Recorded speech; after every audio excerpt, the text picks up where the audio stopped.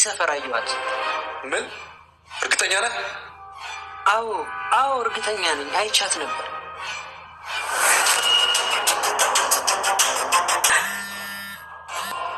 አቤት። አቤት? አዎ አቤት።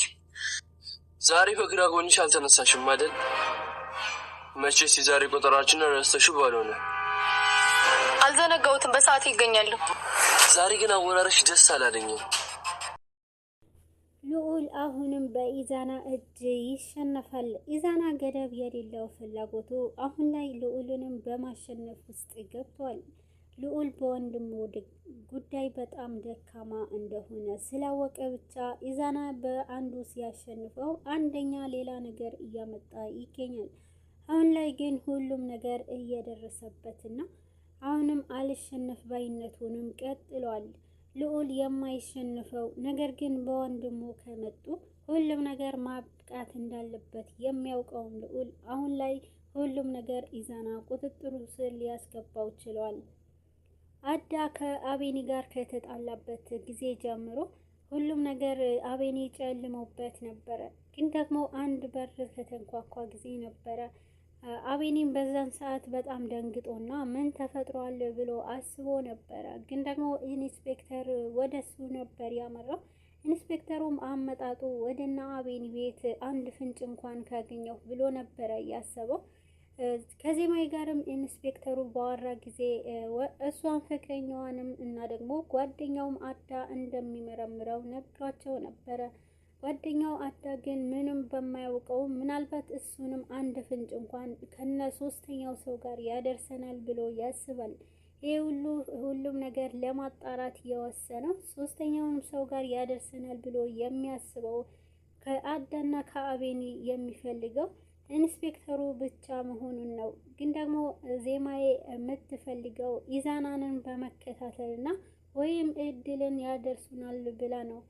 ግን ደግሞ እነሱ አሁን ላይ ኢዛና ወንድምህ በህይወት አለ ብሎ ቢያስፈራራውን ከወንድሙ አስፈራርቶ ብዙ ነገር ለማግኘት ይወስናል። ኢዛና በጣም ገደብ ያለፈ ቢሆንም ፍላጎቱ ግን ደግሞ ለማግኘት አንዱ መንገድ ቢዘጋበት በአንደኛው እየሄደ ይገኛል። የኢዛና በጣም ደካማ ጎኑ የብር ስለሆነ ብሩንም አግኝቼ ይሄ ነገር ያበቃል ብሎ ያስባል። ኑሃ ከወንድሟ ጋር ያላትን ግንኙነት በጣም አጣብቂኝ ውስጥ ይገባል። እድልም ሶስተኛውንም ሰው ጋር ስትገናኝና ይህንን ነገር ከእሷ ጋር እንደሚያወራ ማናቸውም እንኳን አያውቁም። ኢዛና ግን ከሶስታቸውም አንድ ላይ ቢሆኑም ግን ኢዛና የሚገናኘው ከእድል ጋር ብቻ መሆኑን ነው። አሁን ላይ ግን በጣም እየከበደ ያለው ነገር ኢዛና ሁሉም ነገር ፍላጎቱ በወንድሙ ደካማ ጎን ገብቶ የሚጠቀመውን ነገር ነው። ልዑል ግን ወንድሜን ካሳይኸኝ ሁሉም ነገር ላደርግልህ እችላለሁ፣ ሶስተኛውንም ሰው ለማግኘት ሁሉም ነገር እጠቀምበታለሁ ብሎ ያስባል። ኢዛና ግን ምንም ነገር ፍላጎቱ ገደብ አላገኘለትም። አሁን ላይ ልዑል ደርሶበት እቅዱንም ሊያበላሽበት ችሏል። ወንድሜን በአይኔ ካላሳየኸኝ የምትለኝንም አላደርግም ብሎት ነበረ። ወንድሙን በአይኑን ካሳየውና ብሩንም እንደገና ሰው መግደል የፈለገውንም እንደሚያደርግለት ሲነግረው ነበረ።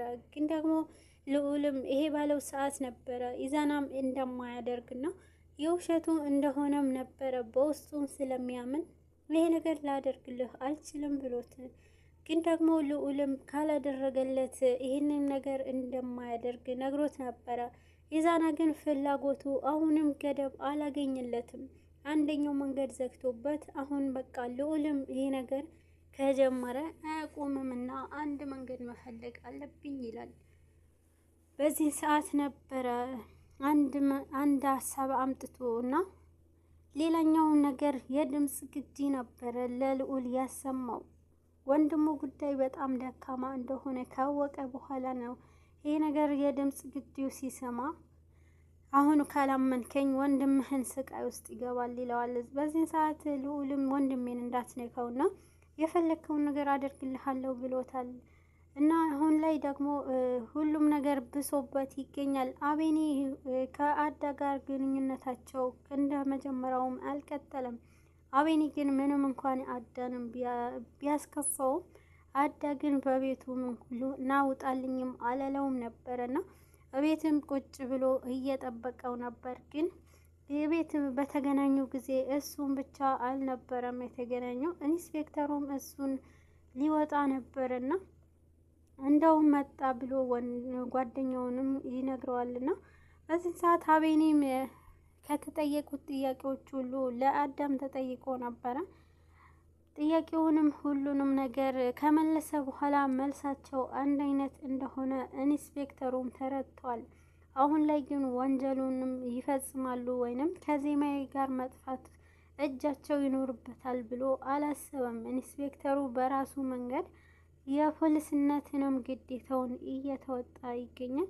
ከዜማዬ ጋርም ከተገናኘ በኋላ እንደጠየቃቸውና አሁንም ግን የሆነ ልክ ያልሆነ ነገር አለ ብሎ እየነገራት ነበረ።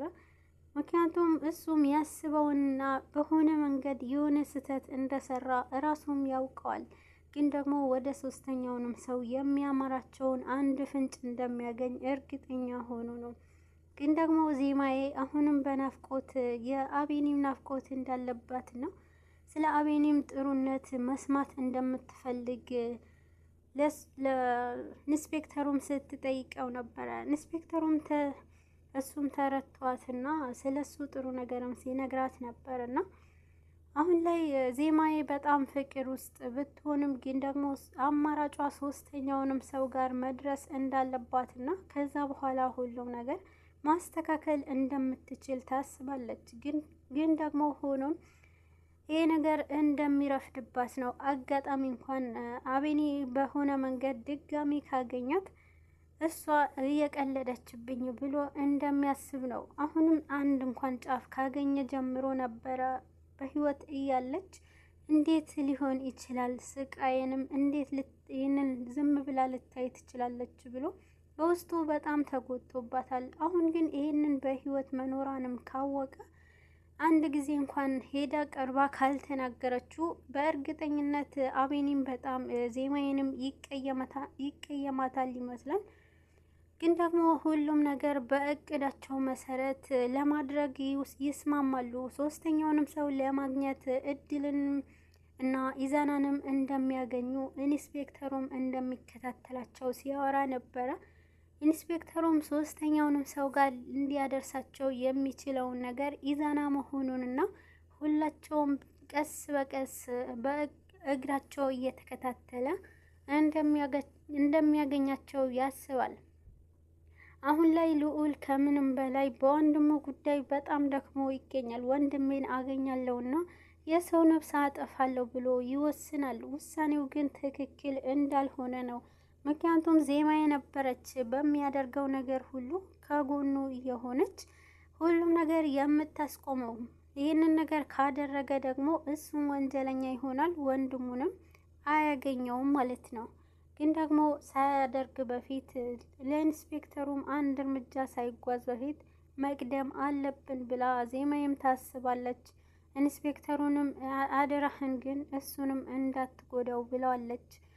ምክንያቱም እሷ ለዚህ ደረጃ የደረሰችው ዜማዬም በህይወት እስካሁን ድረስ ልትኖር የቻለችውና ይህንን ሁሉ ነገር እንድትጋፈጥም የቻለችበት መንገድ አንደኛው ልዑል በመሆኑን ነው። አሁን ላይ ዜማዬ ልዑልንም በርቀት ሆና በጣም እንዲጠበቅ ትፈልጋለች።